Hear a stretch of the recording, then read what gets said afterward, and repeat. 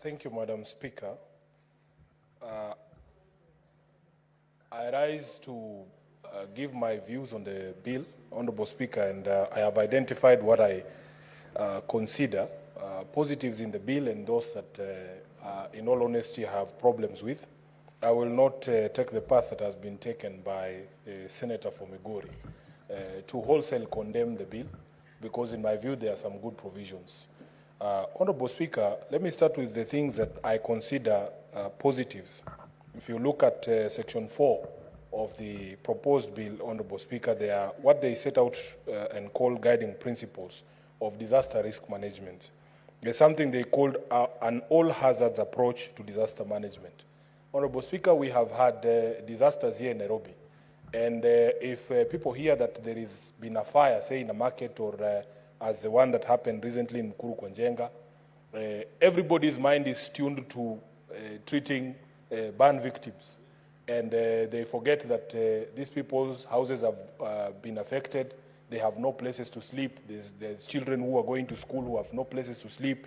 Books have been destroyed. Clothes have been destroyed. Personal property and other effects have been destroyed. So I'm hoping that if this is going to be the guiding principle to disaster management, we must identify all hazards that go or result from a disaster. Then the next one I like under subsection 2 is enhancing the capacity of the local communities as a front line to disaster risk management. Honorable Speaker, many speakers here contributed, have given examples of the disasters that have happened in Nairobi. In fact, Honorable Speaker, if you take the example of the floods that we experienced, if you speak to the people who are living in those structures along the rivers, there is no person who just puts themselves at risk voluntarily. They have been forced into some of these risky accommodations because of their financial standing, Honorable Speaker. You will find that the accommodations that have been offered closer to the river, on top of bridges and all the other, unsafe areas, are actually cheaper. If you ask for the rental prices of those accommodations, they are cheaper than, the others.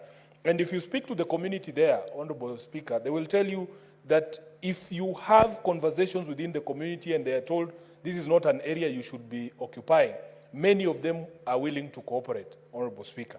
And if you enhance the capacity of the local communities there and train them, as is proposed in the bill, as frontline actors in disaster risk management, I think it would be something that is positive, because we should be looking more at the preventive side other than being reactionary and coming down to offer assistance when the disaster has happened. Then there is a third one of transparency and accountability. Honorable Speaker, after the floods that we experienced here in Nairobi, many homes were affected, especially in Mathare and Ruaraka. One of the things that we have continued to say as a leadership in Nairobi is that there was no transparency. There was no transparency, Madam Speaker, on how even government response was coordinated. There was no transparency in what was required of the community to do. If you speak to the Member of Parliament for Ruaraka, the Honorable TJ Kajwang, he is still livid, Honorable Speaker, because initially the communication that came from government was that they were going to demolish structures up to 30 meters away from the high water line. And how that moved to 50 meters and then to 60 meters, and then structures are being demolished way beyond what we had been told is the area that would be affected, is something that nobody gives us an answer. And this is what we're saying. We would like that there be transparency and accountability in disaster management and approach to disaster risk management, Honorable Speaker. Then there is the question of the protection of the vulnerable. And I like this as a guiding principle, especially the old, the disabled, the women and the children in these areas must be treated very specially.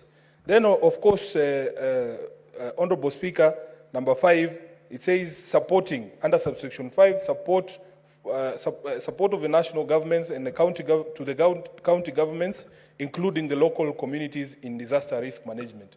If you look at the 4th schedule of the Constitution, Honorable Speaker, this is one of those functions that is co-shared. If you look at function number 24, disaster management is listed as a national government function, Under Function 12 of the county governments, firefighting and disaster management is a function of the county governments. So that support, Honorable Speaker, is critical. And I will discuss some of these, the challenges and between, when it comes to the support from national government to county governments, Honorable Speaker, and we're hoping that there would be greater synergy in making sure that these disasters are managed in a prudent way. Honorable Speaker, the next thing that I consider positive in this proposed bill is found under Section 48, where we are introducing a fine for people who make false claims, who claim that they are victims and they are not victims, because we have seen this specter even here in Nairobi. Our communities there, the Nyumba Kumis and the chiefs and the local administration have tried their best, Honorable Speaker, but there is this specter here in Nairobi because the problems of the people are so entrenched and they are bigger than what is actually put out there, Honorable Speaker, so that if somebody even who was living in another constituency separate from where it happened, say Mradi fire, if you call a meeting at the chief's office there saying, oh, everybody affected by the Mradi fire should come there for assistance, you find people who are not even living in Mradi also showing up. And sometimes you don't blame them because they know at least when they go to those centers, there will be something to take home. There will be food. But at the end of the day, we want now people to know that it is going to be a criminal offense for you to make false claims. If you are not a victim, you have not been affected, please allow those who have been affected to be helped without you coming to, again, reduce even the share of the help that is supposed to get to the victim. So there's a proposal to have a 1 million shilling fine for false claims, or a 1-year jail term, or both for people who make false claims. And we must address the broader question of the state of our people, Honorable Chair, because as I've said, it is not always the intention of people to make these false claims, but they find themselves having to do it in order to survive. Another one, Honorable Speaker, and this is the last positive that I have seen, is under Section 50, the bill proposes a 10 million shilling fine or a 10-year jail term for people who misappropriate relief food and relief equipment. Because this is another problem, Honorable Speaker. The people in possession of relief food and those who have been given even the equipment to be able to help. You find people selling relief food on the market. You find people selling mosquito nets and mattresses and other things that have been meant for the people. And I want to thank the Senator for Migori here, because at the ODM party, he is our disaster manager. And he has done a fantastic job. There have been no complaints. In fact, he has done a good job. Even the Red Cross is jealous of the work that has been done by Senator for Migori. So the people who misappropriate, and there have been no complaints. As SG, I am here to assure the House that I have not had any complaints as regards the job that was done by Senator Eddy during the disaster response by ODM. But those few who want to take away what has been donated by Kenyans in good faith to be able to help their fellow countrymen, now they will face a jail term of 10 years or a fine of 10 million or both. Now, Honorable Speaker, if you allow me, I will touch very quickly on the things that I consider negatives. The first negative, Honorable Speaker, has been touched on by the people who've spoken before me, the senators who've presented before me, on this desire to always come up with new authorities and new boards and new,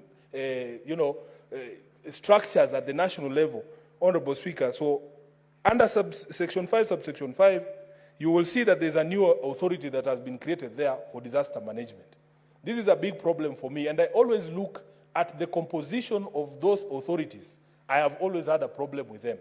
If, Honorable Speaker, the role of disaster management is shared, you should see that reflected in even the composition of the board or the composition of the authority.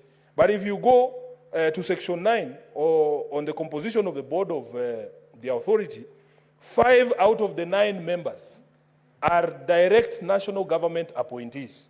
And yet, this is a shared function. In fact, Honorable Speaker, there is only one representative from the Council of Governors. And this is an imbalance that we continue to protest as a Senate. We feel that if a function is shared, then it should reflect even in the balance of the numbers in the management of the authority. Then you go to Section 29, Honorable Chair, that attempts to classify disasters as either national or county disasters. I do not see the wisdom behind classification of a disaster, because if you look at section 29, subsection 4, it attempts to classify a county disaster as a disaster that only affects, if it affects a single county, then that is a county disaster. Honorable Speaker, I think this is totally unnecessary. You cannot tell me, for instance, a disaster that befell the people of Mai Mahiu, because it was confined to one county, is a disaster that should be relegated to a county disaster status. Or Solida, or in fact Hillside and Darasha, or Toy Market, Westgate, or Garissa University. Those are disasters that require national attention. And I say this because if you go to then section 30 of the proposed bill, it is only when it comes to a national disaster, something classified as a national disaster. It only in those instances can the president then declare a state of disaster in the country that then allows the release of resources, equipment, personnel, even essential goods to be able to help those people. Honorable Speaker, I think this is superfluous. There is no need for us to classify disasters. Let each disaster be judged on the basis, on a case-to-case basis, and all the resources of the country should be available to help our people, whether the disaster crosses boundaries of counties or not. Madam Speaker, the next one is on the qualifications of the people who are supposed to man the authority and even what they call the county disaster risk centers. Madam Speaker, we had a very hilarious exchange here in Nairobi with the county disaster management team. When you look at the qualifications of the people managing, say, fire in Nairobi, we had a very clear mismatch of skill and responsibility. You have people with degrees in theology. You hear is the one who's the head of fire response in Nairobi. We are not saying that people with degrees in theology are bad people. But Honorable Speaker, like the Senator for Kitui, I hear he's a bishop. But Honorable Speaker, we need people because our universities are churning out professionals in disaster management. So if you look at Section 10 of the proposed act, Honorable Chair, the chair of the board under Section 10, there is no requirement that that person be an expert in disaster management. They just require a degree in a bachelor's degree from a university recognized in Kenya. And you know that is going to be a problem if you followed the conversation that Senator Kajwang was bringing here on the quality of education and the professionals that we're putting out. Why can't we make it clear if it is disaster risk management, there are universities, there are students, there are qualified professionals in this particular field. Let them be the ones to do this. We cannot open this to everyone, including lawyers like myself, Honorable Speaker. And I know the Law Society of Kenya will come for me. But it's the truth. If you look at Section 20, subsection 1, on the qualifications for the Director General of the authority, in fact, on this one, they don't even ask for a degree. It just says he shall be competitively recruited. Honorable Chair, we're going to run into problems. If you go to Section 36, subsection 2 and 3, on the head of the County Disaster Risk Center, they just say he or she must be a person who holds a bachelor's degree from a university. I would prefer that we specify that these people must have training and knowledge in disaster management because these are courses that are offered by our universities. Then, Madam Speaker, I want to go to Section 49. Section 49, Madam Speaker, attempts to create an offense for making or circulating false alarms. Making or circulating false alarms. And I know that it might have been well intended. It might have been well intended, but this is a section that I believe is subject to abuse. Because, Honorable Speaker, we must measure between the constitutional right to free speech and trying to fetter on that particular right by introducing very dangerous provisions such as this. You might find yourself, you might not be the originator of a message on WhatsApp, for instance, that there has been a fire in Mradi. In fact, the way we knew about the fire in Mradi, most of us saw the information on social media, on WhatsApp, on our social media platforms including Twitter and Facebook. So you can imagine you creating an offense that if somebody posted something saying there has been a fire in Muradi, and then it turns out, in fact, the section talks about if it is not in the magnitude that you have said it is, that is now going to be an offense. I believe this is a dangerous trend, and especially in this regime that looks for excuses to arrest people, this regime that looks for excuses to abduct people. This one is a very dangerous tool in the hands of Kenya Kwanza.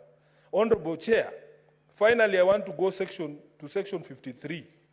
Section 53, subsection 1, provides that the people who are working currently at the National Disaster Operations Center and the National Disaster Management Unit will be seconded to the authority for 3 years. I don't understand, and I would like somebody to explain to me why the period of 3 years, because these are people who are already working there, and that if you don't wish to join the authority for those 3 years, you can go back to your parent authority or parent institution, or apply afresh to the authority for you to be employed as a worker there. That is another dangerous tool, especially in the hands of a government that we do not trust, in the hands of a government that has shown that if you are not a shareholder and you apply for a job and your name is Wafula, I am telling you, you will be told you have no shares in this government and you will be thrown aside. So this is not a tool I would want in the hands of this Kenya Kwanza government or indeed any other government. Let it be clear that the people working in these two institutions will transition to the authority without any hindrance whatsoever, because they have been doing this job, they should just be absorbed. Honorable Chair, with those many remarks, I don't know if I say I support or I don't, because I have problems and I've seen also positive things, and I'm hoping when it comes to the third reading, I will be proposing those amendments to deal with those issues that I have raised. I thank you, Honorable Chair.